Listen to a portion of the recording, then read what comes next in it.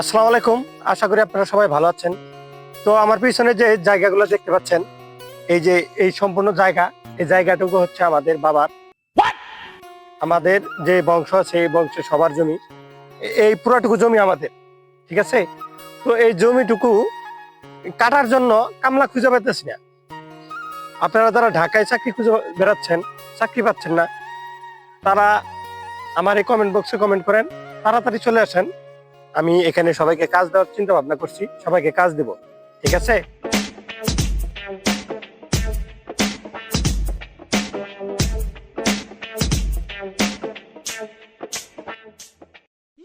এই তোরে পাঠাইছি আমি হলো ধান কাটপা নিগা, তুই না কি করতেছ? তুই কইতাছস ক্ষেত তোর, তুই ক্ষেত এটা কাটবি কুসুম। ক্ষেত কি তোর দাদার নাই ক্ষেত তোর বাহের? তুই জমিদারি করতেছ? আসলে ভাই